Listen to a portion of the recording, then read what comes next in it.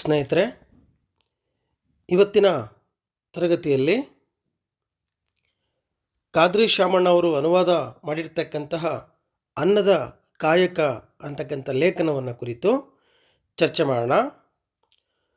ಮೂಲ ಈ ಲೇಖನವನ್ನು ಬರೆದಿರ್ತಕ್ಕಂಥದ್ದು ಗಾಂಧೀಜಿ ಅವರು. ನನ್ನ ಸತ್ಯಾನ್ವೇಷಣೆ ಅಂತಕ್ಕಂಥ ಅವರ ಕೃತಿಯಿಂದ ಈ ಲೇಖನವನ್ನು ಅನುವಾದ ಮಾಡಿರ್ತಕ್ಕಂಥದ್ದು ಕರ್ನಾಟಕದ ಖ್ಯಾತ ಪತ್ರಕರ್ತರಾಗಿರ್ತಕ್ಕಂತಹ ಮೇಲುಕೋಟೆ ಭಾಗದವರಾಗಿರ್ತಕ್ಕಂತಹ ಖಾದ್ರಿ ಶಾಮಣ್ಣ ಅವರು ಈ ಅನ್ನದ ಕಾಯಕ ಈ ಲೇಖನದಲ್ಲಿ ಚರ್ಚೆ ಆಗ್ತಕ್ಕಂಥ ಪ್ರಮುಖ ಅಂಶಗಳನ್ನು ಕುರಿತು ಇವತ್ತು ನಾವು ಚರ್ಚೆ ಮಾಡೋಣ. ಗಾಂಧೀಜಿ ಹೇಳೋ ಹಾಗೆ ಯಾವುದೇ ಕಾರಣಕ್ಕೂ ಕೂಡ ಬುದ್ಧಿಯ ಶ್ರಮದಿಂದ ತನ್ನ ಅನ್ನ ಗಳಿಸಿಕೊಳ್ಳಬಾರದು ಅಂತ ಹೇಳ್ತಾರೆ. ಶರೀರದ ಅಗತ್ಯಗಳನ್ನು ಶರೀರವೇ ಪೂರೈಸಿಕೊಳ್ಬೇಕು. ಒಬ್ಬ ದುಡಿದು 100 ಜನ ಕುಳಿತು ತಿನ್ನುವ ಪದ್ಧತಿ ಇರಬಾರ್ದು ಅಂತ ಹೇಳ್ತಾರೆ. ಹಾಗಾಗಿ ಈ ಹಿನ್ನೆಲೆಯಲ್ಲಿ ಈ ಅನ್ನದ ಕಾಯಕದ ಮಹತ್ವವನ್ನು ಗಾಂಧೀಜಿಯವರು ತಿಳಿಸಿದ್ದಾರೆ. ಹೀಗೆ ಆರಂಭ ಆಗುತ್ತೆ ಲೇಖನ. ಮಾನವ ಬದುಕಲು ದುಡಿಯಬೇಕು ಎಂಬ ನಿಯಮ ಮೊದಲು ನನಗೆ ಮನವರಿಕೆ ಆದದ್ದು ಟಾಲ್ಸ್ಟಾಯ್ ಬರೆದ ಅನ್ನದ ಕಾಯಕ ಎಂಬ ಪ್ರಬಂಧವನ್ನು ಓದಿದಾಗ. ಅದಕ್ಕೂ ಮೊದಲು ಜಾನ್ ರಸ್ಕಿನ್ನನ ಅನ್ ಟು ದಿಸ್ ಲಾಸ್ಟ್, ಈ ಕಟ್ಟ ಕಡೆಯವನಿಗೂ ಎಂಬ ಗ್ರಂಥ ಓದಿದ ಮೇಲೆ ಈ ತತ್ವಕ್ಕೆ ಶ್ರದ್ಧೆ ಸಲ್ಲಿಸುತ್ತಿದೆ. ತನ್ನ ಅನ್ನವನ್ನು ತನ್ನ ಕೈಗಳಿಂದ ದುಡಿದೇ ಗಳಿಸಬೇಕೆಂಬ ದಿವ್ಯ ನಿಯಮವನ್ನು ಒತ್ತಿ ಹೇಳಿದಾತ ರಷ್ಯನ್ ಲೇಖಕ ಟಿ.ಎಂ. ಬೋಂಡರೆಫ್. ಆತನ ವಿಚಾರವನ್ನು ಟಾಲ್ಸ್ಟಾಯ್ ವಿಸ್ತಾರವಾಗಿ ಪ್ರಚಾರ ಮಾಡಿದ. ಭಗವದ್ಗೀತೆಯ 3ನೇ ಅಧ್ಯಾಯದಲ್ಲಿ ಇದೇ ತತ್ವ ನನ್ನ ಕಣ್ಣಿಗೆ ಕಾಣುತ್ತಿದೆ. ಯಜ್ಞ ಮಾಡದೆ ತಿನ್ನುವವನು ಕಳ್ಳ, ಅನ್ನವನ್ನು ತಿನ್ನುತ್ತಾನೆ. ಯಜ್ಞ ಎಂಬುದಕ್ಕೆ ಇಲ್ಲಿ ಶರೀರ ಶ್ರಮ ಅಥವಾ ಅನ್ನದ ಕಾಯಕ ಎಂದೇ ಅರ್ಥ. ಮೊದಲಿಗೆ ಆರಂಭದಲ್ಲಿ ಅನ್ನದ ಕಾಯಕದ ಬಗ್ಗೆ ಹೇಳ್ತಾ ಇದ್ದಾರೆ. ಯಾಕೆ ಈ ಅನ್ನದ ಕಾಯಕದ ಮೇಲೆ ನನಗೆ ಆಸಕ್ತಿ ಬಂತು, ಅದರ ಬಗ್ಗೆ ಆಲೋಚನೆ ಮಾಡೋದಕ್ಕೆ ನನ್ನೊಳಗೆ ವಿಚಾರವನ್ನು ಬಿತ್ತಿದ್ದು ಎಲ್ಲಿ ಅನ್ನೋ ಬಗ್ಗೆ ಹೇಳ್ತಾರೆ. ಮನುಷ್ಯ ಬದುಕೋದಕ್ಕೋಸ್ಕರ ದುಡಿಬೇಕು. ಈ ಜಗತ್ತಲ್ಲಿ ಅವನು ಬದುಕೋದಕ್ಕೋಸ್ಕರನೇ ಇವತ್ತು ಮನುಷ್ಯ ನಾನಾ ಕೆಲಸಗಳನ್ನು ಈ ಜಗತ್ತಲ್ಲಿ ಮಾಡ್ತಾ ಇದ್ದಾನೆ. ಆದರೆ ಇದು ನನಗೆ ಬಹಳ ಚೆನ್ನಾಗಿ ಅರ್ಥ ಆಗಿದ್ದು ಯಾವಾಗಪ್ಪ ಅಂತಂದರೆ, ಟಾಲ್ಸ್ಟಾಯ್ ಬರೆದಂತಹ ರಷ್ಯಾದ ಪ್ರಸಿದ್ಧ ಕಾದಂಬರಿಕಾರರಾಗಿರ್ತಕ್ಕಂತಹ ಟಾಲ್ಸ್ಟಾಯ್ ಬರೆದಿರ್ತಕ್ಕಂತಹ ಅನ್ನದ ಕಾಯಕ ಎಂಬ ಪ್ರಬಂಧವನ್ನು ಓದಿದ ಮೇಲೆ ನನಗೆ ಇದರ ಬಗ್ಗೆ ಹೆಚ್ಚು ವಿಚಾರ ಅಂತಕ್ಕಂಥದ್ದು ತಿಳಿಯಿತು. ಆದರೆ ಇದಕ್ಕಿಂತ ಮುಂಚೆ ಗೊತ್ತಿರಲಿಲ್ವ ಅಂದರೆ ಗೊತ್ತಿತ್ತು. ಇದಕ್ಕಿಂತ ಮುಂಚೆ ಜಾನ್ ರಸ್ಕಿನ್ನನ ಅನ್ ಟು ದಿಸ್ ಲಾಸ್ಟ್ ಅಂತಕ್ಕಂಥ, ಅಂದರೆ ಕನ್ನಡದಲ್ಲಿ ಈ ಕಟ್ಟ ಕಡೆಯವನಿಗೂ, ಅಂದರೆ ಈ ಸಮಾಜದ ಕೊನೆಯ ಸ್ತರದಲ್ಲಿರ್ತಕ್ಕಂಥವರಿಗೂ ಅನ್ನೋ ಅರ್ಥವನ್ನು ಸೃಷ್ಟಿಸುತ್ತದೆ. ಅಂದರೆ ಜಾನ್ ರಸ್ಕಿನ್ನನ ಈ ಕಟ್ಟ ಕಡೆಯವನಿಗೂ ಅಂತಕ್ಕಂತಹ ಕೃತಿಯನ್ನು ಓದಿದ್ದೆ ನಾನು. ಈ ಜಗತ್ತಲ್ಲಿ ಮೇಲ್ಸ್ತರದಿಂದ ಕೆಳಸ್ತರದ ಪ್ರತಿಯೊಬ್ಬರಿಗೂ ಕೂಡ ಬದುಕುವ ಹಕ್ಕಿದೆ, ಗಳಿಸುವ ಹಕ್ಕಿದೆ, ಸೇವಿಸುವ ಹಕ್ಕಿದೆ ಅಂತಕ್ಕಂಥದ್ದನ್ನು ನಾನು ತಿಳ್ಕೊಂಡಿದ್ದೆ. ಆದರೆ ಇದರ ಬಗ್ಗೆ ನನಗೆ ವಿಚಾರ ಇನ್ನಷ್ಟು ಹೆಚ್ಚು ಮಹತ್ತರವಾಗಿ ಅರ್ಥ ಆಗಿದ್ದು ಯಾವಾಗ ಅಂತಂದರೆ, ಟಾಲ್ಸ್ಟಾಯ್ ಅವರು ಬರೆದಂತಹ ಪ್ರಬಂಧ ಅನ್ನದ ಕಾಯಕ ಓದಿದ ಮೇಲೆ. ಆದರೆ ಈ ಅನ್ನದ ಕಾಯಕದ ಬಗ್ಗೆ ಹೆಚ್ಚು ವಿಸ್ತಾರವಾಗಿ ತಿಳಿಸಿರ್ತಕ್ಕಂಥ ಇನ್ನೊಬ್ಬ ವ್ಯಕ್ತಿ ಇದ್ದಾರೆ. ಅವರು ಯಾರು ಅಂತಂದರೆ ರಷ್ಯನ್ ಲೇಖಕ ಟಿ.ಎಂ. ಬೋಂಡರೆಫ್ ಅಂತೇಳಿ ಕರೀತಾರೆ. ಈ ಬೋಂಡರೆಫ್ ಅಂತಕ್ಕಂಥವನು ಈ ಪ್ರತಿಯೊಬ್ಬ ವ್ಯಕ್ತಿಯು ಕೂಡ ತನ್ನ ಅನ್ನವನ್ನು ತನ್ನ ಕೈಗಳಿಂದ ದುಡಿದೇ ತಿನ್ನಬೇಕು ಅಂತಕ್ಕಂಥ ಒಂದು ನಿಯಮವನ್ನು ಪ್ರಚಾರಪಡಿಸಿರ್ತಕ್ಕಂಥ ಒಬ್ಬ ಲೇಖಕ ಅಂತ ಹೇಳ್ತಾರೆ. ಈತನ ವಿಚಾರವನ್ನೇ ಮುಂದೆ ಟಾಲ್ಸ್ಟಾಯ್ ವಿಸ್ತಾರವಾಗಿ ಅನ್ನದ ಕಾಯಕ ಅಂತಕ್ಕಂಥ ತಮ್ಮ ಪ್ರಬಂಧದಲ್ಲಿ ಚರ್ಚೆಯನ್ನು ವ್ಯಕ್ತಪಡಿಸ್ತಾರೆ. ನಮ್ಮ ದೇಶದಲ್ಲೂ ಬಹಳ ಪ್ರಮುಖ ಗೀತೆಯಾಗಿರ್ತಕ್ಕಂಥ ಭಗವದ್ಗೀತೆಯ 3ನೇ ಅಧ್ಯಾಯದಲ್ಲೂ ಕೂಡ ಈ ಅನ್ನದ ಕಾಯಕದ ಬಗ್ಗೆ ಹೇಳ್ತಾರೆ. ಯಜ್ಞ ಮಾಡದೆ ತಿನ್ನುವವನನ್ನು ಕಳ್ಳ ಅಂದರೆ ಸೋಮಾರಿ. ಒಬ್ಬ ಮನುಷ್ಯ ಯಾವತ್ತೂ ಕೂಡ ಸೋಮಾರಿ ಆಗಿರಬಾರ್ದು. ಅವನು ತನ್ನ ದುಡಿಮೆಯಿಂದ ತನ್ನ ಶ್ರಮದಿಂದ ಬದುಕನ್ನು ಕಟ್ಕೋಬೇಕು ಅಂತಕ್ಕಂಥದ್ದನ್ನು ನಾವು ಭಗವದ್ಗೀತೆಯಲ್ಲಿ ನೋಡಬಹುದು. ಇಲ್ಲಿ ಯಜ್ಞ ಅಂತಕ್ಕಂಥದ್ದು ಯಾವ ಅರ್ಥವನ್ನು ಕೊಡುತ್ತೆ ಅಂತಂದರೆ ಶರೀರ ಶ್ರಮ, ಶರೀರವನ್ನು ದಂಡನೆಗೆ ಒಳಪಡಿಸಿ ಶ್ರಮಕ್ಕೆ ಒಳಪಡಿಸಿ ದುಡಿತಕ್ಕಂಥದ್ದು. ಹಾಗಾಗಿ ಇದನ್ನು ಶರೀರ ಶ್ರಮ ಅಂತಲೂ ಕೂಡ ಕರಿತೀವಿ ಅಥವಾ ಅನ್ನದ ಕಾಯಕ ಅಂತ ಕರಿತೀವಿ ಅಂತ ಹೇಳ್ತಾರೆ. ಹಾಗಾಗಿ ನೀವು ಅನ್ನದ ಕಾಯಕ ಲೇಖನವನ್ನು ಓದೋದಕ್ಕೆ ಆರಂಭ ಮಾಡಿದ ಮೇಲೆ ನೆನಪಲ್ಲಿ ಇಟ್ಕೋಬೇಕಾಗಿರ್ತಕ್ಕಂಥ ಪ್ರಮುಖ ಅಂಶಗಳು, ಗಾಂಧೀಜಿಯ ಮೇಲೆ ಪ್ರಭಾವವನ್ನು ಬೀರಿದ್ದು 4 ಅಂಶಗಳು. ಅನ್ನದ ಕಾಯಕದ ಒಂದು ಮಹತ್ವವನ್ನು ತಿಳ್ಕೊಳ್ಳೋದಕ್ಕೆ ಅವರಿಗೆ 4 ಅಂಶಗಳು ಅವರ ಮೇಲೆ ಪ್ರಭಾವ ಬೀರಿದ್ವು. ಒಂದು ಟಾಲ್ಸ್ಟಾಯ್ ಅವರ ಪ್ರಬಂಧ ಅನ್ನದ ಕಾಯಕ, ಇನ್ನೊಂದು ಜಾನ್ ರಸ್ಕಿನ್ನರ ಕೃತಿ ಅಂಟು ದಿಸ್ ಲಾಸ್ಟ್ ಅಂತಕ್ಕಂಥದ್ದು, ಈ ಕಟ್ಟ ಕಡೆಯವನಿಗೂ ಅಂತಕ್ಕಂಥ ಕೃತಿ. ಇದಾದಮೇಲೆ ರಷ್ಯನ್ ಲೇಖಕ TM ಬೋಂಡರೆಫ್ ಹೇಳಿರ್ತಕ್ಕಂಥ ಮಾತುಗಳು. ಆಮೇಲೆ ಭಗವದ್ಗೀತೆಯಲ್ಲಿ ಈ ಅನ್ನದ ಕಾಯಕದ ಬಗ್ಗೆ ಹೇಳಿರ್ತಕ್ಕಂಥ ಮಾತುಗಳು. ಈ 4 ಅಂಶಗಳು ಗಾಂಧೀಜಿಯ ಮನಸ್ಸಿನ ಆಳದಲ್ಲಿ ಅನ್ನದ ಕಾಯಕದ ಬಗ್ಗೆ ಹೊಸ ರೀತಿಯಲ್ಲಿ ಆಲೋಚನೆಯನ್ನು ಮಾಡೋದಕ್ಕೆ ಅದು ಪ್ರೇರೇಪಿಸ್ತು ಅಂತೇಳಿ ಹೇಳ್ತಾರೆ. ಮುಂದುವರೆದು, ಬುದ್ಧಿಯು ನಮ್ಮನ್ನು ಅದೇ ನಿರ್ಧಾರಕ್ಕೆ ಒಯ್ಯುತ್ತದೆ. ಶರೀರ ಶ್ರಮ ಮಾಡದವನಿಗೆ ತಿನ್ನಲು ಏನಧಿಕಾರ? ನಿನ್ನ ಬೆವರ ಸುರಿಸಿ ಹಿಟ್ಟು ತಿನ್ನು ಎನ್ನುತ್ತದೆ ಬೈಬಲ್. ಹಾಗಾಗಿನೇ ಬೈಬಲ್ ಹೇಳುತ್ತಂತೆ ಏನು, ನೀನು ಬೆವರು ಸುರಿಸಿ ನಿನ್ನ ಹಿಟ್ಟನ್ನು, ನಿನ್ನ ಅನ್ನವನ್ನು ಗಳಿಸಬೇಕು ಅಂಥೇಳಿ ಕ್ರೈಸ್ತ ಸಮುದಾಯದ ಗ್ರಂಥ ಬೈಬಲ್ ಏನು ಮಾಡುತ್ತೆ, ಈ ಅನ್ನದ ಕಾಯಕದ ಬಗ್ಗೆ ಹೇಳುತ್ತೆ. ಎಂಥ ಕೋಟೀಶ್ವರನೇ ಆಗಲಿ ತನ್ನ ಹಾಸಿಗೆಯ ಮೇಲೆ ಬಿದ್ದದ್ದು ಯಾರಾದರೂ ತನ್ನ ಬಾಯೊಳಗೆ ಅನ್ನ ಹಾಕುವಂತೆ ಏರ್ಪಾಡು ಮಾಡಿಕೊಂಡರೆ ಹಾಗೆ ಬಹಳ ದಿನ ತಿನ್ನಲಾರ. ಕ್ಷಿಪ್ರವೇ ಬೇಸರಗೊಂಡಾನು, ಆದುದರಿಂದ ವ್ಯಾಯಾಮಾದಿಗಳನ್ನು ಮಾಡಿ ಹಸಿವುಂಟು ಮಾಡಿಕೊಂಡಾನು. ತಾನುಣ್ಣುವ ಅನ್ನಕ್ಕೆ ಹಾನಿ ಮಾಡಿಕೊಂಡಾನು. ಬಡವನಾಗಲಿ ಭಾಗ್ಯವಂತನಾಗಲಿ ಹೀಗೆ ಶರೀರ ವ್ಯಾಯಾಮ ಮಾಡಲೇಬೇಕಾಗಿದ್ದರೆ ಅನ್ನಕ್ಕಾಗಿ ಏಕೆ ಉತ್ಪಾದಕವಾಗಿ ಶರೀರ ಶ್ರಮ ಮಾಡಬಾರದು? ಅನ್ನದ ಕಾಯಕವೇಕೆ ಮಾಡಬಾರದು? ಅಂಗ ಸಾಧನೆ ಮಾಡು, ಶ್ವಾಸದ ಕವಾಯತ್ತು ಮಾಡು ಎಂದು ರೈತರಿಗೆ ಹೇಳುತ್ತಾರೆಯೇ? ಈ ಲೋಕದಲ್ಲಿ ಉಳುವ ರೈತರೇ ಹೆಚ್ಚು, 100ಕ್ಕೆ 90. ಉಳಿದ 10 ಜನರು ಈ ಅಸಂಖ್ಯ ರೈತರ ಮೇಲ್ಪಂಕ್ತಿಯನ್ನೇ ಅನುಸರಿಸಿದರೆ ಲೋಕದಲ್ಲಿ ಎಷ್ಟು ಸುಖ, ಶಾಂತಿ, ಆರೋಗ್ಯಾಭಿವೃದ್ಧಿ ಆದೀತು. ಆ ಜನ ಬೇಸಾಯದಲ್ಲಿ ಪಾಲುಗೊಂಡರೆ ಬೇಸಾಯದ ಎಷ್ಟೋ ಕಷ್ಟಗಳು ಸುಲಭವಾಗಿ ದೂರವಾದವು. ಅನ್ನದ ಕಾಯಕದ ನಿರುಪವಾದ ನಿಯಮವನ್ನು ಎಲ್ಲರೂ ಒಪ್ಪಿದರೆ ಉಚ್ಚ ನೀಚದ ದುಷ್ಟ ಭೇದ ಮಾಯವಾದೀತು. ಎಲ್ಲ ವರ್ಣಗಳವರಿಗೂ ಕಾಯಕ ಸಾಮಾನ್ಯ ನಿಯಮ. ಹೀಗಂತೂ ದಣಿ ದುಡಿಮೆಗಾರರ ನಡುವೆ ವಿಶ್ವಾದ್ಯಂತ ಸಂಘರ್ಷ ಇದೆ. ಬಡವರಿಗೆ ಭಾಗ್ಯವಂತರನ್ನು ಕಂಡರೆ ಹೊಟ್ಟೆ ಉರಿ. ಎಲ್ಲರೂ ಅನ್ನಕ್ಕಾಗಿ ಕಾಯಕ ಮಾಡಿದರೆ ಮೇಲು ಕೀಳೆಂಬ ಭೇದ ಅಳಿದೀತು. ಆಗಲೂ ಶ್ರೀಮಂತರಿದ್ದಾರು, ಆದರೆ ತಮ್ಮ ಸೊತ್ತಿಗೆ ವಿಶ್ವಸ್ತರದಂತೆ ಟ್ರಸ್ಟಿಗಳಂತೆ ಇದ್ದಾರು ಮತ್ತು ಅದನ್ನು ಲೋಕಹಿತಕ್ಕಾಗಿ ಬಳಸಿಯಾರು. 2ನೇ ಪ್ಯಾರದಲ್ಲಿ ಹೇಳ್ತಾರೆ, ಏನಂತ ಚರ್ಚೆ ಮಾಡ್ತಾರೆ ಅಂತಂದರೆ, ಬೈಬಲ್ ಹೇಳುತ್ತೆ ನೀನು ಕಷ್ಟಪಟ್ಟು ಬೆವರು ಸುಡಿಸಿ ನೀನು ಅನ್ನವನ್ನು ಗಳಿಸ್ಬೇಕು ಅಂತ ಬೈಬಲ್ ಹೇಳುತ್ತೆ. ಇವತ್ತು ಎಂಥ ಕೋಟ್ಯಾಧೀಶ್ವರನಾದರೂ ಕೂಡ ದುಡ್ಡಿದೆ ಅಂತೇಳಿ ಅವನು ಕುತ್ಕೊಂಡಿರೋ ಜಾಗದಲ್ಲಿ ಅನ್ನವನ್ನು ತರಿಸಿ ಅವನ ಬಾಯಲ್ಲಿ ಹಾಕ್ಸ್ಕೋಬೋದು, ಆದರೆ ಅರಗಿಸ್ಕೊಳ್ಳೋದಕ್ಕೆ ಸಾಧ್ಯ ಇಲ್ಲ. ಹಾಗಾಗಿ ಮನುಷ್ಯ ಅವನು ಬೆವರು ಸುರಿಸಿ ಕಷ್ಟಪಟ್ಟು ತಿನ್ನಬೇಕು. ದುಡ್ಡಿದೆ ಅಂಥೇಳಿ ನೀನು ಸೋಮಾರಿತನ ಮಾಡಿಕೊಂಡು ಅದು 1 ದಿನ 2 ದಿನ ನೀನು ಬಾಯಲ್ಲಿ ಹಾಕ್ಸ್ಕೋಬೋದು, ಆದರೆ 3ನೇ ದಿನಕ್ಕೆ ಏನಾಗುತ್ತೆ, ನಿನಗೆ ಅದರ ಬಗ್ಗೆ ನಿರಾಸಕ್ತಿ ಬರುತ್ತೆ. ಮುಂದೆ ಅವನೇನು ಮಾಡ್ತಾನೆ, ಕರಗಿಸ್ಕೋಬೇಕಂದ್ರೆ ವ್ಯಾಯಾಮ ಮಾಡಬೇಕಾಗತ್ತೆ.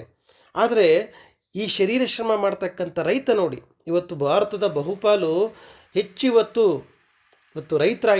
ರೈತರಾಗಿರೋದ್ರಿಂದ, ಭಾರತದ ಮುಖ್ಯ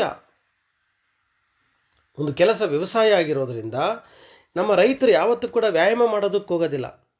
ಯಾಕಂದರೆ ಪ್ರತಿದಿನ ಬೆಳಗ್ಗೆ ಅವರು ಭೂಮಿಯನ್ನು ಉಳುಮೆ ಮಾಡ್ತಕ್ಕಂಥದ್ದು, ಹದ ಮಾಡ್ತಕ್ಕಂಥದ್ದು, ಕಳೆ ಕೀಳ್ತಕ್ಕಂಥ ಕೆಲಸಗಳನ್ನು ಮಾಡ್ತಾರೆ.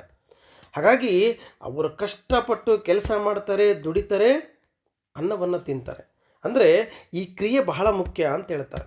ಇಲ್ಲ ಅಂತಂದರೆ ಏನಾಗುತ್ತೆ, ನಾವು ಒಂದೇ ಕಡೆ ಕೂತ್ಕೊಂಡು ತಿಂದು ತಿಂದು ಬೊಜ್ಜು ಬರೆಸ್ಕೊಂತೀವಿ, ಆಮೇಲೆ ಕರೆಸ್ಕೊಳ್ಳೋದಕ್ಕೆ ನಾವು ವ್ಯಾಯಾಮ ಶಾಲೆಗೆ ಹೋಗ್ಬೇಕಾಗತ್ತೆ. ಆದರೆ ರೈತ ಅವನು ಯಾವತ್ತೂ ಕೂಡ ಜಿಮ್ಮಿಗೆ ಹೋಗೋ ಅಗತ್ಯನೇ ಇರಲ್ಲ. ಯಾಕಂದರೆ ಅವನು ದುಡಿತಾನೆ. ದುಡಿಮೆ ಅಂತಕ್ಕಂಥದ್ದು ಮನುಷ್ಯನ ಬದುಕಿನ ಮುಖ್ಯ ಭಾಗವಾಗಬೇಕು. ಬುದ್ಧಿ ಇದೆ ಅಂತೇಳಿ ನೀನು ಕೆಲಸ ಮಾಡ್ದಲೆ ಕೂರಬಾರ್ದು. ನಿನ್ನ ಅನ್ನವನ್ನು ಗಳಿಸ್ತಕ್ಕಂಥ ಒಂದು ಶ್ರಮವನ್ನು ನೀನು ಪಡಲೇಬೇಕು ಅಂತ ಏನು ಮಾಡ್ತಾರೆ ಇಲ್ಲಿ ಹೇಳ್ತಾರೆ. ಇವತ್ತಿಗೂ ಕೂಡ ಈ ಧಣಿ ಅಥವಾ ಮಾಲೀಕ ಮತ್ತು ಕೆಲಸ ಮಾಡುವ ಈ ದುಡಿಮೆಗಾರರ ನಡುವೆ ಇವತ್ತು ಸಂಘರ್ಷ ಇರತಕ್ಕಂಥದ್ದನ್ನು ನೀವು ಜಗತ್ತಲ್ಲಿ ಗಮನಿಸ್ಬೋದು. ಹಾಗಾಗಿ ಎಲ್ಲರೂ ಅನ್ನಕ್ಕಾಗಿ ಕಾಯಕವನ್ನು ಮಾಡಿದರೆ ಈ ಮೇಲು ಕೀಳಂತಕ್ಕಂಥ ಭೇದ ಅಳೆದೀತು ಅಂತಕ್ಕಂಥ ಒಂದು ಆಶಾಭಾವವನ್ನು ಗಾಂಧೀಜಿಯವರು ಇಲ್ಲಿ ವ್ಯಕ್ತಪಡಿಸ್ತಾರೆ. ಮುಂದುವರೆದು, ಅಹಿಂಸೆಯ ಪಾಲನೆಗೆ, ಸತ್ಯಾರಾಧನೆಗೆ, ಬ್ರಹ್ಮಚರ್ಯವನ್ನು ಸಹಜವಾಗಿ ಮಾಡಿಕೊಳ್ಳುವ ಪ್ರಯತ್ನಕ್ಕೆ ಶರೀರ ಶ್ರಮ ವರದಾನವಿದ್ದಂತೆ. ನಿಜವಾಗಿ ನೋಡಿದರೆ ಈ ಕಾಯಕ ಕೃಷಿಗೆ ಸಂಬಂಧಿಸಿದುದು. ಈಗಿನ ಸ್ಥಿತಿಯಲ್ಲಿ ಎಲ್ಲರೂ ವ್ಯವಸಾಯ ಮಾಡುವಂತಿಲ್ಲ. ಆದುದರಿಂದ ವ್ಯವಸಾಯವನ್ನು ಆದರ್ಶವೆಂದೆಣಿಸಿ ಅದರ ಬದಲು ನೂಲಬಹುದು, ನೇಯಬಹುದು, ಮರಗೆಲಸ ಮಾಡಬಹುದು, ಕಬ್ಬಿಣ ಕೆಲಸ ಮಾಡಬಹುದು. ಪ್ರತಿಯೊಬ್ಬನು ತನಗೆ ತಾನೇ ಭಂಗಿಯಾಗಬೇಕು. ಉಂಡವನು ಶೌಚಕ್ಕೆ ಹೋಗಲೇಬೇಕು. ತನ್ನ ಶೌಚವನ್ನು ತಾನೇ ಬಳಿದೋ ಎತ್ತಿಯೋ ಹಾಕುವ ವ್ಯವಸ್ಥೆಯೇ ಉತ್ತಮ ವ್ಯವಸ್ಥೆ. ಇದು ಸಾಧ್ಯವಲ್ಲದಿದ್ದರೆ ಪ್ರತಿಯೊಂದು ಕುಟುಂಬವೂ ತನ್ನ ಶೌಚನ ವ್ಯವಸ್ಥೆ ಮಾಡಿಕೊಳ್ಳಬೇಕು. ಭಂಗಿಗಳದೇ ಒಂದು ಗುಂಪಾಗಿ ಅದನ್ನೇ ಒಂದು ವೃತ್ತಿಯಾಗಿ ಮಾಡಿದ ಸಮಾಜದಲ್ಲಿ ಏನೋ ತೀವ್ರ ದೋಷವಿದೆ ಎಂದು ನನಗೆ ಕೆಲವು ವರ್ಷಗಳಿಂದ ಅನಿಸುತ್ತದೆ. ಆರೋಗ್ಯ ರಕ್ಷಕವಾದ ಈ ಅತ್ಯವಶ್ಯಕ ಕೆಲಸವನ್ನು ನೀಚಾತಿ ನೀಚವೆಂದು ಯಾವ ಮಹಾರಾಯ ಮೊಟ್ಟ ಮೊದಲು ನಿರ್ಣಯಿಸಿದನೋ ಇತಿಹಾಸದಿಂದ ತಿಳಿಯುವುದಿಲ್ಲ. ಯಾರೇ ಇರಲಿ ನಮಗೆ ಅವನು ಉಪಕಾರ ಮಾಡಲಿಲ್ಲ. ನಾವೆಲ್ಲರೂ ಭಂಗಿಗಳೇ ಎಂಬ ಭಾವನೆ ಚಿಕ್ಕಂದಿನಿಂದಲೂ ಬೇರೂರಬೇಕು. ಅದಕ್ಕೆ ಸಹಜೋಪಾಯ ಈ ಮಾತನ್ನು ಅರಿತವನು ಪ್ರತಿಯೊಬ್ಬನಿಗೂ ಶೌಚವನ್ನು ಬಳಿಯುವ ಕೆಲಸದಿಂದ ತನ್ನ ಪರಿಶ್ರಮವನ್ನು ಮೊದಲಿಡುವುದು. ಹೀಗೆ ಪ್ರಜ್ಞಾಪೂರ್ವಕ, ವಿಚಾರಪೂರ್ವಕ ಕೈಗೊಂಡ ಭಂಗಿ ಕೆಲಸ ಮಾನವ ಸಮಾನತೆಯ ತತ್ವವನ್ನು ಸರಿಯಾಗಿ ಅರಿಯಲು ಸಹಾಯಕವಾದೀತು. ಬುದ್ಧಿಶ್ರಮದಿಂದ ತಮ್ಮ ಅನ್ನ ಗಳಿಸಿಕೊಳ್ಳಬಾರದೆ ಕೂಡದು. ಶರೀರದ ಅಗತ್ಯಗಳನ್ನು ಶರೀರವೇ ಪೂರೈಸಬೇಕು. ದೊರೆಯದ್ದನ್ನು ದೊರೆಗೆ ಸಲ್ಲಿಸಿಬಿಡು ಎಂಬುದು ಇಲ್ಲಿ ಚೆನ್ನಾಗಿ ಅನ್ವಯಿಸುತ್ತದೆ. ನೋಡಿ, ಹೇಳ್ತಾರೆ, ನಾವು ಶರೀರ ಶ್ರಮ, ನೀವು ಬ್ರಹ್ಮಚರ್ಯದಲ್ಲಿ ಸಹಜವಾಗಿಯೇ ನೀವು ಬ್ರಹ್ಮಚರ್ಯವನ್ನು ನಾವು ಪಾಲಿಸಬೇಕು. ನಾನು ಸತ್ಯಯುತವಾಗಿ ಬದುಕಬೇಕು, ಒಬ್ಬರಿಗೆ ಹಿಂಸೆ ಮಾಡದಲ್ಲೇ ನಾನು ಬದುಕಬೇಕು ಅಂತಂದರೆ ಇದಕ್ಕೆ ಬಹಳ ಮುಖ್ಯವಾಗಿ ನಮಗೆ ವರವಾಗಿ ಇರ್ತಕ್ಕಂಥದ್ದು ಯಾವುದು ಅಂತಂದರೆ ಶರೀರ ಶ್ರಮ. ನೀನು ಬೈಬಗ್ಸಿ ದುಡಿದೇ ಇದ್ದಾಗ ತಾನೇ ಇನ್ನೊಬ್ಬರಿಗೆ ಮೋಸ ಮಾಡೋದಕ್ಕೆ ಹೋಗೋದು. ನೀನು ಕಷ್ಟಪಟ್ಟು ದುಡಿದೇ ಇದ್ದರೆ ತಾನೇ ಇನ್ನೊಬ್ಬರ ಆಸ್ತಿಗೆ ನೀನು ಅವರ ಐಶ್ವರ್ಯಕ್ಕೆ ಆಸೆ ಪಡೋದು. ನೀನು ಕೆಲಸ ಮಾಡ್ದಲೇ ಮನೆ ಕುಂತಾಗ ನಿನಗೆ ನಾನಾ ವಿಚಾರಗಳು, ಕೆಟ್ಟ ಕೆಟ್ಟ ವಿಚಾರಗಳು ಬರ್ತಾವೆ.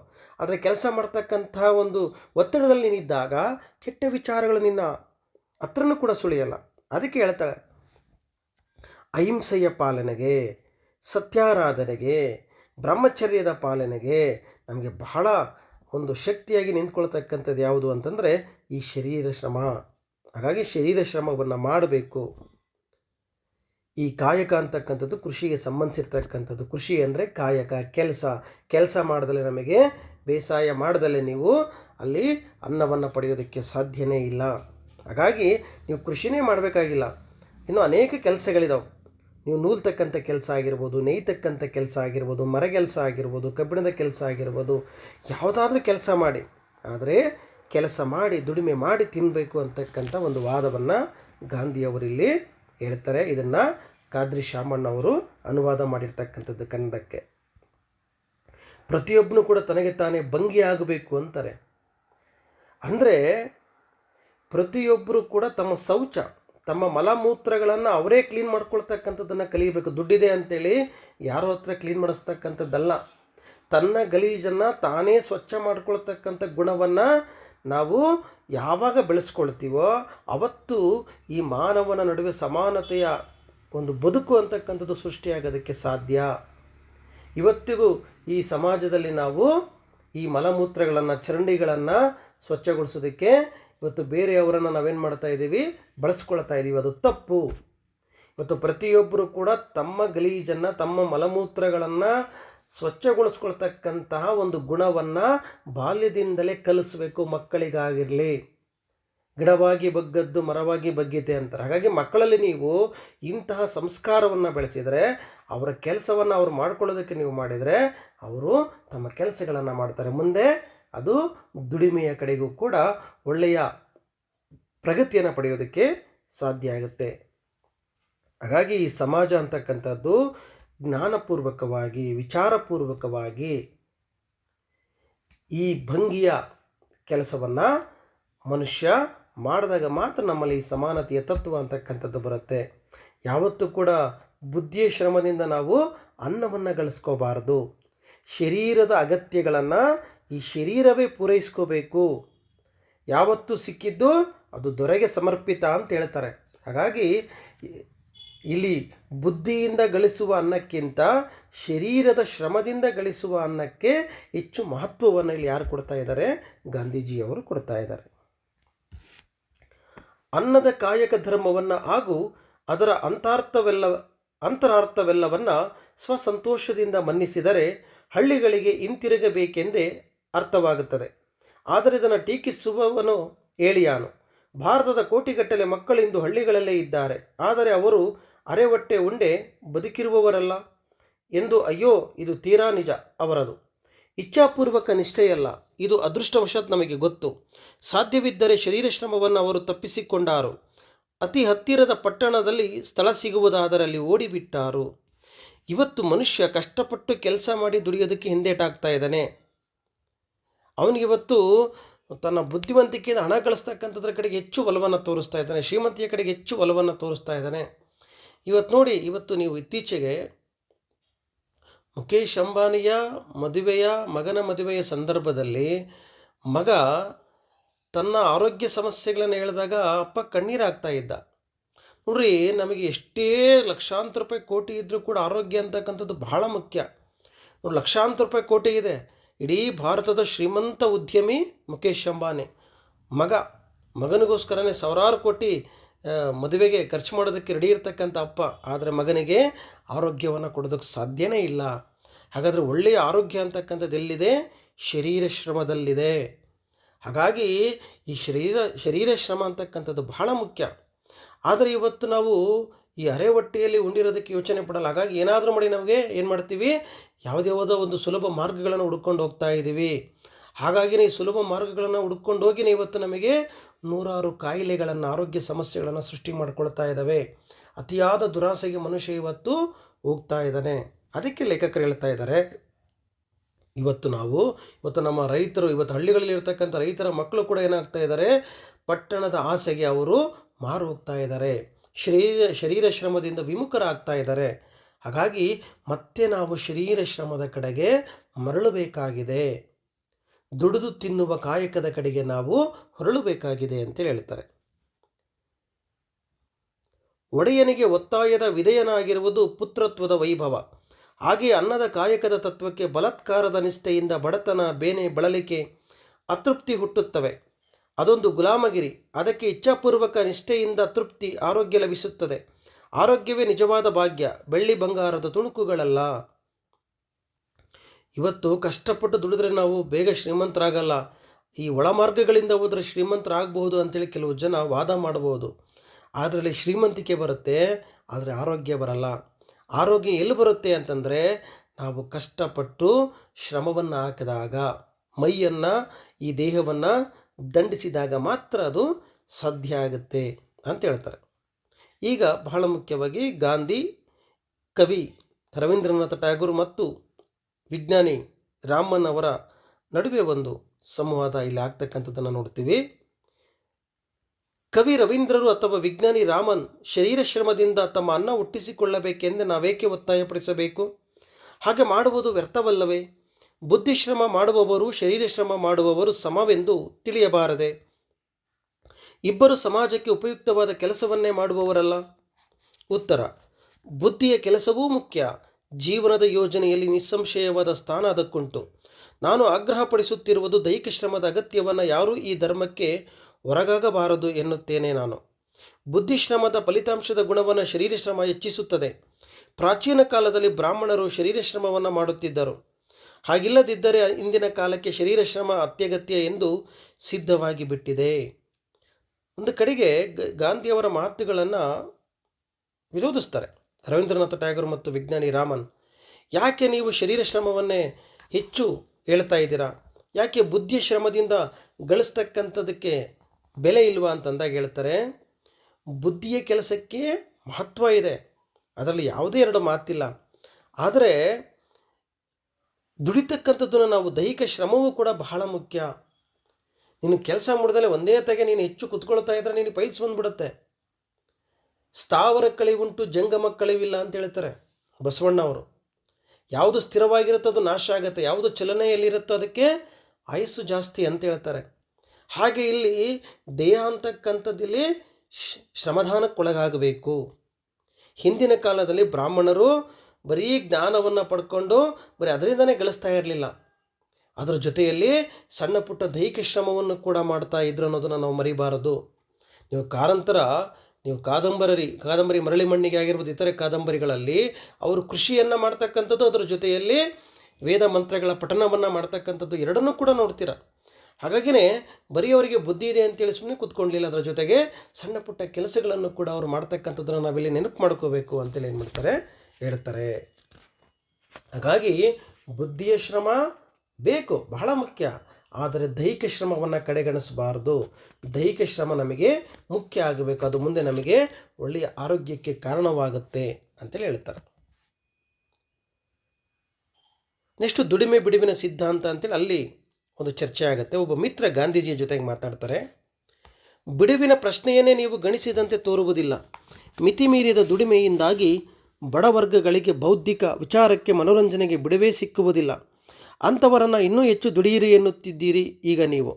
ಗಾಂಧೀಜಿ ನಿಜವಾಗಿಯೂ ಹಾಗೇನೆ ತಮ್ಮ ಬಲಾತ್ಕಾರದ ಬಿಡುವಿನ ವೇಳೆಯನ್ನು ಹೇಗೆ ಉಪಯೋಗಿಸಬೇಕೆಂದು ತೋರದ ಜನರ ಚಿಂತೆ ನಾನು ಮಾಡುತ್ತಿದ್ದೇನೆ. ಈಗ ಅವರ ಅನಿವಾರ್ಯ ಆಲಸ್ಯ ಅವರನ್ನು ನಿರ್ಜೀವ ಕಲ್ಲುಗಳ ರಾಶಿಗೆ ಸೇರಿಸಿಬಿಟ್ಟಿದೆ. ಎಷ್ಟು ಜಡತೆ ಬಂದು ಬಿಟ್ಟಿದೆ ಎಂದರೆ ಕೆಲವರಂತೂ ಅದನ್ನು ಬಿಟ್ಟೇಳಲು ಬಯಸರು. ಒಬ್ಬ ಮಿತ್ರ ಕೇಳ್ತಾನೆ ಗಾಂಧೀಜಿಗೆ, ನೀವು ಈಗಲೇ ಜನ ಕಷ್ಟ ಬೀಳ್ತಾರೆ, ಅದ್ರಾಗ ಕೆಲಸ ಮಾಡ್ಕೊಂಡೇ ಬದುಕು ನಡೆಸಬೇಕು ಅಂತ ಹೇಳ್ತೀರಾ, ಅವ್ರಿಗೊಂದು ಮನೋರಂಜನೆ ಅಂತಕ್ಕಂಥದ್ದು ಬೇಡವಾ? ಅವರಿಗೆ ಒಂದು ವಿಶ್ರಾಂತಿ ಅಂತಕ್ಕಂಥದ್ದು ಬೇಡವಾ? ದುಡಿಯೋರಿಗೆ ಇನ್ನೂ ದುಡೀರಿ ಅಂತ ಹೇಳಿದರೆ ಹೆಂಗೆ ಅಂತ ಹೇಳಿದಾಗ, ಇಲ್ಲ, ನಾವು ಯಾವುದೇ ಕಾರಣಕ್ಕೂ ಯಾವಾಗ ನಮಗೆ ಮನೋರಂಜನೆ ಅಂತಕ್ಕಂಥದ್ದು ಬೇಕಾಗುತ್ತೆ, ನಾವು ದುಡಿಯೋದು ಕಡಿಮೆಯಾದಾಗ ನಮಗೆ ಇಲ್ಲ ಬಲ್ಲದು ಬೇರೆ ಬೇರೆ ಆಲೋಚನೆಗಳು ಬರ್ತವೆ. ಆದರೆ ನಾವು ಶ್ರಮದಾನದಲ್ಲಿ ತೊಡಗಿದ್ದಾಗ ನಮಗೆ ಬೇರೆ ಆಲೋಚನೆಗಳು ಬರಲ್ಲ. ಹಾಗಾಗಿ ದುಡಿಯೋದು ಶ್ರಮ ಅಂತಕ್ಕಂಥದ್ದು ಇಲ್ಲಿ ಬಹಳ ಮುಖ್ಯ. ಅಷ್ಟೇ ಅಲ್ಲ, ನಾವು ದುಡಿಮೆಯಲ್ಲಿ ಇರೋದರಿಂದ ನಮ್ಮಲ್ಲಿರ್ತಕ್ಕಂತಹ ಈ ಆಲಸ್ಯತನ ಅಂತಕ್ಕಂಥದ್ದು ದೂರ ಆಗುತ್ತೆ. ಹಾಗಾಗಿಯೇ ಇವತ್ತು ಎಷ್ಟೋ ಜನ ವಿದ್ಯಾರ್ಥಿಗಳು, ಇವತ್ತು ನೀವೊಂದು ಸ್ಪೋರ್ಟ್ಸ್ ಆಡಿಸ್ತಾ ಇದ್ದೀರಾ, ಅವರಿಗೆ ನೀವು ಕ್ರೀಡಾಕೂಟವನ್ನು ಆಡಿಸ್ತಾ ಇದ್ದೀರಾ ಅಂತಂದರೆ ಅದರಲ್ಲಿ 100 ಜನ ಇದ್ದರೆ ಆಡೋದಕ್ಕೆ ಬರ್ತಕ್ಕಂಥದ್ದು ಕೇವಲ 10 ಜನ 4 ಜನ ಬರ್ತಾರೆ ಅನಿರ್ಗಸೋಡೋದಕ್ಕೆ. ಅಥವಾ ನೀವು ಯಾವುದಾದ್ರೂ ಒಂದು ಆಟವನ್ನು ಆಡಿಸೋದಕ್ಕೆ ಬೆರಳೆಣಿಕೆ ಎಷ್ಟು ಮಂದಿ ಬರ್ತಾರೆ. ಉಳಿದವರೆಲ್ಲ ಏನು ಮಾಡ್ತಾ ಇರ್ತಾರೆ ಅಂತಂದರೆ, ನೀವು ಯಾವುದೋ ಒಂದು ಕಟ್ಟೆ ಮೇಲೆ ಕೂತ್ಕೊಂಡು ಅಲ್ಲಿ ಪಬ್ಜಿ ಗೇಮ್ ಆಡ್ತಾ ಕೂತಿರ್ತಾರೆ. ಅಂದರೆ ಈ ಕೆಲಸ ಆಗಬಾರ್ದು ಅಂತ. ನೀವು ವಿಶ್ರಾಂತಿ ತಗೊಳ್ತೀವಿ ಅಂತೇಳಿ ಅದು ನಿಮ್ಮ ಅವನತಿಗೆ ಕಾರಣ ಆಗಬಾರದು, ಸೋಮಾರಿತನಕ್ಕೆ ಕಾರಣ ಆಗಬಾರದು. ಆದರೆ ಕೆಲಸ ಮಾಡಿದಾಗ ನಿಮ್ಮಲ್ಲಿ ಅದು ಒಂದು ಸ್ಫೂರ್ತಿಯನ್ನು, ಒಂದು ಚೈತನ್ಯವನ್ನು ಅದೇನು ಮಾಡುತ್ತೆ ನಿಮ್ಮ ಬದುಕಲ್ಲಿ ತರುತ್ತೆ. ಹಾಗಾಗಿ ದುಡಿಮೆ ಅಂತಕ್ಕಂಥದ್ದು ಬಹಳ ಮುಖ್ಯ, ಈ ಶ್ರಮ ಬದುಕು ಅಂತಕ್ಕಂಥದ್ದು ಬಹಳ ಮುಖ್ಯ ಅಂತೇಳಿ ಗಾಂಧೀಜಿ ಮಿತ್ರರಿಗೆ ಹೇಳ್ತಾರೆ. ಮತ್ತೆ ಮಿತ್ರ ಪ್ರಶ್ನೆ ಕೇಳ್ತಾನೆ ಹೀಗೆ, ಬೇಕಾದವರಿಗೆ ಖಂಡಿತ ಉದ್ಯೋಗ ಕೊಡಿ, ಆದರೆ ತಮ್ಮ ಕಾಳನ್ನು ತಾವೇ ಬೇಯಿಸಿಕೊಳ್ಳಬೇಕು, ತಮ್ಮ ಭತ್ತವನ್ನು ತಾವೇ ಕುಟ್ಟಿಕೊಳ್ಳಬೇಕು ಎಂದು ಹೇಳಿ ಬೇಸರದ ನಿರ್ಜೀವ ದುಡಿಮೆಗೆ ಹೆಚ್ಚು ಒತ್ತಾಯ ಹಾಕುತ್ತಿದ್ದೀರಿ. ಗಾಂಧೀಜಿ ಅವರ ಕೈಗಳ ಮೇಲೆ ಭಾರವಾಗಿ ಕೂತಿರುವ ನಿರುದ್ಯೋಗದ ವೇಳೆಗಿಂತ ಈ ಕೆಲಸ ಹೆಚ್ಚು ಬೇಸರವಲ್ಲ. ಅದರಿಂದ ಕೇವಲ ಕೆಲವು ಕಾಸುಗಳನ್ನು ಗಳಿಸುವುದಷ್ಟೇ ಅಲ್ಲ, ತಮ್ಮ ಹಾಗೂ ತಮ್ಮ ದೇಶ ಬಾಂಧವರ ಆರೋಗ್ಯವನ್ನು ಅದರಿಂದ ಕಾಯ್ದುಕೊಳ್ಳುವೆವೆಂಬುದನ್ನು ಅವರು ಅರಿತರೆ ಆ ಕೆಲಸದ ಬೇಸರವೂ ಕಳೆದೀತು. ಆಧುನಿಕ ಕಾರ್ಖಾನೆಗಳಲ್ಲಿ ದುಡಿಯುವುದಕ್ಕಿಂತ ಈ ಕೆಲಸ ಹೆಚ್ಚು ಬೇಸರ ತರುವಂತಹದ್ದಲ್ಲ. ವಸ್ತು ಸೃಷ್ಟಿಯ ಆನಂದವನ್ನು ಕಸಿಯದ ಎಂಥ ಶ್ರಮದ ಕೆಲಸವಾಗಲಿ ಬೇಸರ ತಾರದು. ದೊಡ್ಡ ಪಾದರಕ್ಷೆಯ ಕಾರ್ಖಾನೆಗೆ ಹೋಗಿ ಕೆಲವರು ಬರಿಯ ಅಟ್ಟೆಗಳನ್ನೇ ಮಾಡುತ್ತಿರುತ್ತಾರೆ, ಕೆಲವರು ಬರಿಯ ಬಾರು ಉಂಗುರಗಳನ್ನೇ ಮಾಡುತ್ತಿರುತ್ತಾರೆ, ಉಳಿದವರು ಇತರ ಭಾಗಗಳನ್ನು ತಯಾರಿಸುತ್ತಿರುತ್ತಾರೆ. ಇದು ಬೇಸರದ ಕೆಲಸ. ಅವರ ಬುದ್ಧಿ ಬಳಸದೆ ದುಡಿಯುತ್ತಾರೆ. ಆದರೆ ಇಡೀ ಮೋಜನ್ನು ತಾನೇ ತಯಾರಿಸುವ ಮೋಚಿಯ ಕೆಲಸದಲ್ಲಿ ಬೇಸರಿಕೆ ಇರದು. ಅವನ ಕೆಲಸದಲ್ಲಿ ಅವನ ಕೈಚಳಕ ಕಂಡು ಬಂದೀತು. ತಾನೇ ಒಂದು ವಸ್ತು ಸೃಷ್ಟಿಸಿದ ಆನಂದ ಅವನಿಗಿದ್ದೀತು. ಯಾವುದೇ ಕೆಲಸವಾಗಲಿ ಅದನ್ನು ಮಾಡುವ ಭಾವನೆಯನ್ನೇ ಅವಲಂಬಿಸಿರುತ್ತದೆ. ನನಗೆ ಬೇಕಾದ ನೀರನ್ನು ನಾನೇ ಸೇದ ಬಯಸುವೆ, ನನ್ನ ಕಟ್ಟಿಗೆಯನ್ನು ನಾನೇ ಒಡೆಯ ಬಯಸುವೆ. ಆದರೆ ನನ್ನ ಕೆಲಸವನ್ನು ಬುದ್ಧಿವಂತಿಕೆಯಿಂದ ಮಾಡಬೇಕು, ಪರರ ಒತ್ತಾಯಕ್ಕಾಗಿ ಮಾಡತಕ್ಕದ್ದಲ್ಲ. ಉದಾತ್ತ ಉದ್ದೇಶದಿಂದ ಬುದ್ಧಿಪೂರ್ವಕವಾಗಿ ಆಗುತ್ತದೆ. ನೋಡಿ, ಇಲ್ಲಿ ಇಷ್ಟು ಮುಖ್ಯವಾಗಿ ಕೆಲವು ಅಂಶಗಳನ್ನು ಹೇಳ್ತಾರೆ ಅಂತಂದರೆ ಲೇಖಕರು, ಈಗ ಯಾರಿಗೆ ಉದ್ಯೋಗ ಇಲ್ವೋ ಗಾಂಧೀಜಿಯವರೇ ಅವ್ರಿಗೆ ನೀವು ಉದ್ಯೋಗ ಕೊಡಿ, ಅವ್ರಿಗೆ ಕೆಲಸ ಮಾಡಲಿ. ಅಯ್ಯೋ, ಈಗ ನಾವು ಕೆಲಸ ಮಾಡ್ತಿದ್ದೀವಿ ಬುದ್ಧಿವಂತಿಕೆಯಿಂದ, ನಾವು ಕೆಲಸ ಮಾಡ್ಬೇಕಾದ್ರೆ ದುಡಿತಾ ಇದ್ದೀವಿ. ಇವತ್ತು ನಾನು ಅಂಗಡಿಗೆ ಹೋಗ್ಬಿಟ್ಟು ನಾನು ರೆಡಿಯಾಗಿರ್ತಕ್ಕಂಥ ವಸ್ತುಗಳನ್ನು ತಗೊಂಬಂದು ನಾನು ಬದುಕನ್ನು ನಡೆಸ್ತೀನಿ ಅಂತೇಳಿದಾಗ ಇಲ್ಲ, ಇವತ್ತು ಆಗ್ತಿರ್ತಕ್ಕಂಥದ್ದಿದೆ. ಇವತ್ತೆಲ್ಲವೂ ಕೂಡ ನಾವು ರೆಡಿಯಾಗಿರುವ ಆಹಾರ ಪದಾರ್ಥಗಳಿಗೆ ನಾವು ಒಗ್ಗಿಬಿಟ್ಟಿದ್ದೀವಿ. ನೋಡಿ, ಹಿಂದಿನ ಕಾಲದಲ್ಲಿ ಭತ್ತವನ್ನು ತಗೊಂಡು ಮಿಲ್ಲಿಗೆ ತಗೊಂಡೋಗಿ ಅದನ್ನು ಕ್ಲೀನ್ ಮಾಡಿಸ್ಕೊಂಡು ಅಕ್ಕಿಯನ್ನಾಗಿ ಮಾಡ್ಕೊಂಡು ತೊಗೊಂಬರ್ತಾ ಇದ್ದರು. ನೀವು ಗೋಧಿಯನ್ನು ತೊಗೊಂಡು ಬಂದು ಬಿಸಿಲಿಗೆ ಒಣಗಾಕಿ ಅದನ್ನು ಬಿಸಿಲಿಗೆ ಒಣಗಾಕಿ ಆನಂತರದಲ್ಲಿ ತಗೊಂಡೋಗಿ ಹಿಟ್ಟಿನ ಗಿರಣಿಯಲ್ಲಿ ಹಿಟ್ಟಾಕ್ಸ್ಕೊಂಡು ಬರ್ತಾಯಿದ್ರು. ಇವತ್ತು ಯಾರಿಗಿದೆ ವ್ಯವಧಾನ? ಇವತ್ತೆಲ್ಲ ಕುತ್ಕೊಂಡೆ ನಾವೇನು ಮಾಡ್ತಾಯಿದ್ದೀವಿ, ಆನ್ಲೈನ್ ಮೂಲಕ ಮನೆಗೆ ತರಿಸ್ಕೊಳ್ತಾ ಇದ್ದೀವಿ. ಒಂದು ರೀತಿಯ ಸೋಮಾರಿತನದ ಬದುಕಿಗೆ ಇವತ್ತೆಲ್ಲರೂ ಕೂಡ ಹಾನಿಯಾಗ್ತಾ ಇದ್ದೀವಿ, ಒಗ್ತಾ ಇದ್ದೀವಿ. ಅದಕ್ಕೆ ಲೇಖಕರು ಒಂದು ಮಾತು ಹೇಳ್ತಾರೆ ಇಲ್ಲಿ. ಏನಂತ ಹೇಳ್ತಾರೆ ಅಂತಂದರೆ, ನೀವಿವತ್ತೊಂದು ಪಾದರಕ್ಷೆ ಅಂಗಡಿ ಒಳಗೆ, ಒಂದು ಚಪ್ಪಲಿ ಮಾಡ್ತಕ್ಕಂಥ ಒಂದು ಅಂಗಡಿಯ ಒಳಗೆ ಇವತ್ತು ಆ ಕೆಳಗಿನ ಪಾದವನ್ನು ಒಬ್ಬನು ಮಾಡ್ತಾ ಇರ್ತಾನೆ. ಅದರ ಮೇಲಿರ್ತಕ್ಕಂಥ ಈ ಬಾರುಗಳನ್ನು, ಏನು ಬೆಲ್ಟ್ಗಳನ್ನು ಮಾಡ್ತಕ್ಕಂಥವನೇ ಒಬ್ಬ. ಈಗ ಒಂದೊಂದು ಭಾಗಗಳನ್ನು ಒಬ್ಬೊಬ್ಬರು ರೆಡಿ ಮಾಡಿ ಕೊನೆಗೆ ಅದೇನಾಗುತ್ತೆ, ಒಂದು ಚಪ್ಪಲಿಯಾಗಿ ಹೊರಗೆ ಬರುತ್ತೆ. ಈಗ ಒಂದೇ ಕೆಲಸ, ಬರೀ ಅವನ ಅಟ್ಟೆ ಕೆಳಗಿನ ಪಾದವನ್ನು ಅಷ್ಟೇ ರೆಡಿ ಮಾಡ್ತಿರೋನಿಗೆ ಏನಾಗುತ್ತೆ, ಬೆಳಗ್ಗಿಂದ ಕೂತ್ಕೊಂಡು ಅದೊಂದೇ ಮಾಡಿ ಮಾಡಿ ಮಾಡಿ ಬೇಸರ ಆಗುತ್ತೆ ಅವನಿಗೆ. ಆದರೆ ಒಬ್ಬ ಮೋಚಿ ಹೊರಗಡೆಗೆ ಕೂತ್ಕೊಂಡು ಚಪ್ಪಲಿಯನ್ನು ಹೊಲಿತಕ್ಕಂಥ ಒಬ್ಬ ವ್ಯಕ್ತಿ ಮೋಚಿ ಏನು ಮಾಡ್ತಾನೆ, ಅವನು ಬೆಳಗ್ಗೆಯಿಂದ ಸಂಜೆವರೆಗೂ ಒಂದು ಸುಂದರವಾದ ಚಪ್ಪಲಿಯನ್ನು ಹೊಲಿತಾನೆ. ಆ ಸುಂದರವಾದ ಚಪ್ಪಲಿ ಹೊಲಿದ ಮೇಲೆ ಅವನಿಗೊಂದು ಖುಷಿ ಆಗುತ್ತೆ. ಏಕೆಂದರೆ ಬೆಳಗ್ಗೆಯಿಂದ ಸಂಜೆವರೆಗೆ ಹಾಕಿರೋ ಶ್ರಮಕ್ಕೊಂದು ಫಲ ಸಿಕ್ತು. ಆದರೆ ಅದೇ ನೀವು ಒಂದು ದೊಡ್ಡ ಕೈಗಾರಿಕೆಯಲ್ಲಿ ಕೆಲಸ ಮಾಡ್ತಕ್ಕಂತಹ ಒಂದೇ ವಸ್ತುವನ್ನು ತಯಾರಿಸಿ ಕೂತ್ಕೊಳ್ತಕ್ಕಂಥ ವ್ಯಕ್ತಿಗೆ ಆ ಖುಷಿ ಸಿಗಲ್ಲ. ಹಾಗಾಗಿ ನಾವು ಶ್ರಮ ಪಡಬೇಕು. ಬುದ್ಧಿವಂತಿಕೆಯಿಂದ ನಾವು ಶ್ರಮವನ್ನು ಪಟ್ಟಾಗ, ಕೆಲಸ ಮಾಡಿದಾಗ ಅದರಲ್ಲಿ ಒಂದು ಆತ್ಮತೃಪ್ತಿ ಸಿಗುತ್ತೆ. ಹಾಗಾಗಿ ಇಂಥ ಆತ್ಮತೃಪ್ತಿಯನ್ನು ನಾವು ಪಡಿಬೇಕು. ಮೋಚಿಗೆ ಸಿಗುವ ಆ ಸಂತೋಷವನ್ನು ಪಡಿತಕ್ಕಂಥ ಗುಣವನ್ನು ನಾವು ಬೆಳೆಸ್ಕೋಬೇಕು. ಅದು ಬಿಟ್ಟು ನಾವು ಯಾಂತ್ರಿಕವಾಗಿ ಬದುಕೋದನ್ನು ಬಿಡಬೇಕು ಅಂತ ಹೇಳ್ತಾರೆ. ಇನ್ನು ಕೊನೆ ಭಾಗದಲ್ಲಿ ಹೇಳ್ತಾರೆ, ಮಿತ್ರ, ಕ್ಷಮಿಸಿ, ದಿನವಿಡೀ ಬರೀ ಶರೀರ ಶ್ರಮ ಮಾಡ ಹೇಳುವುದರಿಂದ ಬೌದ್ಧಿಕವಾಗಿ ಅವರನ್ನು ಜಡವಾಗಿಸುವ ಅಪಾಯವಿಲ್ಲವೇ? ಎಷ್ಟು ಹೊತ್ತಿನ ಶರೀರ ಶ್ರಮ ಬೇಕೆನ್ನುತ್ತೀರಿ ನೀವು? ಗಾಂಧೀಜಿ, 8 ಗಂಟೆ ಕಾಲ ದುಡಿಯಲು ಹಿಂಜರಿಯೇ ನಾನು. ಮತ್ತೆ ಮಿತ್ರ ಗಾಂಧೀಜಿಯವರಿಗೆ ಪ್ರಶ್ನೆ ಕೇಳ್ತಾರೆ, ಅಲ್ಲ, ನೀವು ಶರೀರ ಶ್ರಮ ಮಾಡಬೇಕು, ದಿನ ಎಲ್ಲ ಕೆಲಸ ಮಾಡ್ಬೇಕಂತೀರ, ಹಂಗಾದರೆ ಹಿಂಗೆ ನೀವು ಬರೀ ದುಡ್ಕೊಂಡೇ ಕೂತ್ಕೊಂಡ್ರೆ ಬೌದ್ಧಿಕವಾಗಿ ಅವನನ್ನು ನೀವು ದಡ್ಡನನ್ನಾಗಿ ಮಾಡಲ್ವಾ? ಹಾಗಾದರೆ ನಿಜವಾಗ್ಲೂ ನಿಮ್ಮ ಪ್ರಕಾರ ಒಬ್ಬ ವ್ಯಕ್ತಿ ಎಷ್ಟೊತ್ತು ದುಡಿಬೇಕು ಅಂತ ಕೇಳಿದಾಗ ಗಾಂಧೀಜಿ ಹೇಳ್ತಾರೆ, ಬೇರೆಯವ್ರಿಗೆ ಗೊತ್ತಿಲ್ಲ, ಆದರೆ ನಾನು 8 ಗಂಟೆಗಳ ಕಾಲ ನಿರರ್ಗಳವಾಗಿ ದುಡಿಯೋದಕ್ಕೆ ಯಾವತ್ತೂ ಹಿಂದೆ ಮುಂದೆ ನೋಡಲ್ಲ. ಒಬ್ಬ ವ್ಯಕ್ತಿ 8 ಗಂಟೆಗಳ ಕಾಲ ಕೆಲಸ ಮಾಡಬೇಕು ಅಂತೇಳಿ ಹೇಳ್ತಾನೆ. ಮಿತ್ರ ಮತ್ತೆ ಪ್ರಶ್ನೆ ಕೇಳ್ತಾನೆ, ನಿಮ್ಮ ವಿಷಯ ಹೇಳಲಿಲ್ಲ ನಾನು. ಉಳಿದ ಹೊತ್ತಿನಲ್ಲಿ ಮಾಡಲು ಸಾಕಷ್ಟು ಬುದ್ಧಿ ಸಾಮರ್ಥ್ಯ, ಸೃಷ್ಟಿ ಪ್ರತಿಭೆ ನಿಮಗಿದೆ. ನಿಮ್ಮ ವಿಷಯ ಬೇರೆ. 8 ತಾಸು ನಿಲ್ಲುವುದರಲ್ಲೇ ಬೇಕಾದರೂ ನೀವು ಆನಂದ ಪಡೆಯಬಲ್ಲಿರಿ. ಗಾಂಧೀಜಿ, ಇಲ್ಲ, ಎಲ್ಲ 8 ತಾಸಿನ ಕೆಲಸದಿಂದ ಆನಂದ ಪಡೆಯಬೇಕೆನ್ನುತ್ತೇನೆ. ಎಲ್ಲವೂ ಕೆಲಸದ ಹಿಂಬದಿಯ ಭಾವನೆಯನ್ನು ಅವಲಂಬಿಸಿರುತ್ತದೆ. ದಿನಕ್ಕೆ 8 ಗಂಟೆಗಳ ಪ್ರಾಮಾಣಿಕ ಚೊಕ್ಕ ದುಡಿಮೆಯ ಬಳಿಕವೂ ಬೌದ್ಧಿಕ ಸಾಧನೆಗೆ ಸಾಕಷ್ಟು ವೇಳೆ ಉಳಿಯುತ್ತದೆ. ಆಲಸ್ಯ, ಜಡತೆಗಳನ್ನು ಕೊನೆಗಾಣಿಸುವುದೇ ನನ್ನ ಗುರಿ. ಭಾರತದ ಪ್ರತಿ ಹಳ್ಳಿಗನೂ ತನ್ನ ಬೆವರು ಸುರಿಸಿ ತಿಂಗಳಿಗೆ 20 ರೂಪಾಯಿ ದುಡಿಯುತ್ತಿರುವ ಎಂದು ಜಗತ್ತಿಗೆ ಹೇಳಬಲ್ಲೆನಾದರೆ ನನಗೆ ಅಪಾರ ಸಂತೃಪ್ತಿ. ಅಂದರೆ ಇಲ್ಲ ನನ್ನ ಬಗ್ಗೆ ಅಷ್ಟೇ ಅಲ್ಲ, ಜಗತ್ತಿನ ಪ್ರತಿಯೊಬ್ಬ ವ್ಯಕ್ತಿಯೂ ಕೂಡ ಅವನು 8 ಗಂಟೆಯಾದರೂ ದುಡಿಬೇಕು. ಹೀಗೆ ಪ್ರತಿಯೊಬ್ಬ ವ್ಯಕ್ತಿಯೂ ಕೂಡ ದುಡಿದು ತಿಂದಾಗ ಮಾತ್ರ ಬದುಕು ಅಂತಕ್ಕಂಥದ್ದು ಹಸನಾಗತ್ತೆ. ಆದರೆ ಇವತ್ತು ಭಾರತದಲ್ಲಿ ಮನೆಯಲ್ಲಿ ದುಡಿತಕ್ಕಂಥದ್ದು ಒಬ್ಬ, ಕುತ್ಕೊಂಡು ತಿಂತಕ್ಕಂಥದ್ದು 5 ಜನ. ಇದು ತಪ್ಪಬೇಕು. ಈ ನೂಲುವ ಕಾಯಕವನ್ನು ಗಾಂಧೀಜಿ ತಂದಾಗ ಎಷ್ಟೋ ಅನಾಥರಿಗೆ, ವಿಧವೆಯರಿಗೆ ಒಂದು ಬದುಕನ್ನು ಕಟ್ಕೊಳ್ಳೋದಕ್ಕೆ ಅದು ಸಹಾಯ ಮಾಡ್ತು.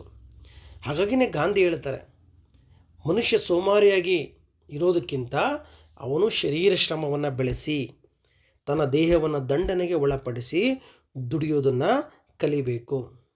ಅವನು 10 ರೂಪಾಯಿನೇ ದುಡಿಲಿ, 20 ರೂಪಾಯಿನೇ ದುಡಿಲಿ, ಆದರೆ ಅವನು ತನ್ನ ಬೆವರು ಸುರಿಸಿ ದುಡಿದಿರಬೇಕು. ಆಗ ಅದಕ್ಕೊಂದು ಬೆಲೆ ಇರುತ್ತೆ, ವ್ಯಕ್ತಿಯ ಆರೋಗ್ಯ ಚೆನ್ನಾಗಿರುತ್ತೆ ಅಂತೇಳಿ ಏನು ಮಾಡ್ತಾರೆ ಗಾಂಧೀಜಿ ಈ ಪಠ್ಯ ಭಾಗದಲ್ಲಿ ಚರ್ಚೆ ಮಾಡ್ತಾರೆ. ಒಟ್ಟಾರೆಯಾಗಿ ನಾವು ಗಮನಿಸಬೇಕಾಗಿರ್ತಕ್ಕಂಥದ್ದು, ಯಾವುದೇ ಕಾರಣಕ್ಕೂ ಬುದ್ಧಿಯ ಶ್ರಮದಿಂದ ತನ್ನ ಅನ್ನವನ್ನು ಗಳಿಸ್ಕೊಳ್ಬಾರದು. ಶರೀರದ ಅಗತ್ಯಗಳನ್ನು ಶರೀರವೇ ಪೂರೈಸಿಕೊಳ್ಬೇಕು ಅನ್ನೋದನ್ನು ಬಹಳ ಮುಖ್ಯವಾಗಿ ಇಲ್ಲಿ ಪ್ರತಿಪಾದನೆಯನ್ನು ಮಾಡ್ತಾರೆ. ಒಬ್ಬ ದುಡಿದು 100 ಜನ ಕುಳಿತು ತಿಂತಕ್ಕಂತಹ ಪದ್ಧತಿ ಇರಬಾರ್ದು ಎನ್ನುವ ಅನ್ನದ ಕಾಯಕದ ಮಹತ್ವವನ್ನು ಒಟ್ಟಾರೆಯಾಗಿ ಇಲ್ಲಿ ಗಾಂಧೀಜಿಯವರು ವ್ಯಕ್ತಪಡಿಸ್ತಕ್ಕಂಥದ್ದನ್ನು ನಾವಿಲ್ಲಿ ನೋಡ್ಬೋದು. ನಿಮಗೆ ಪ್ರಶ್ನೆ ಕೇಳಿದರೂ ಕೂಡ ತರಗತಿಯಲ್ಲಿ ಹಾಗೆ ಕೇಳ್ತಾರೆ, ಅವರ ಮೇಲೆ ಪ್ರಭಾವ ಬೀರಿರ್ತಕ್ಕಂತಹ ಆ ಕೃತಿಗಳು ಯಾವುವು ಅಂತ ಕೇಳ್ಬೋದು. ಇಲ್ಲ ನಿಮಗೆ ದೀರ್ಘ ಪ್ರಶ್ನೆಯಾದರೆ ಅನ್ನದ ಕಾಯಕ ಲೇಖನದಲ್ಲಿ ಕಾಯಕದ ಮಹತ್ವವನ್ನು ಕುರಿತು ಬರೆಯಿರಿ ಅಂತಾದರೆ ಕೇಳ್ಬೋದು. ಈ ಹಿನ್ನೆಲೆಯಲ್ಲಿ ನಾವು ಅನ್ನದ ಕಾಯಕ ಪಠ್ಯವನ್ನು ನೋಡ್ಬೋದು. ಮುಂದಿನ ತರಗತಿಯಲ್ಲಿ ಮತ್ತೊಂದು ಪಠ್ಯವನ್ನು ಕುರಿತು ಚರ್ಚೆ ಮಾಡೋಣ. ನಮಸ್ಕಾರ.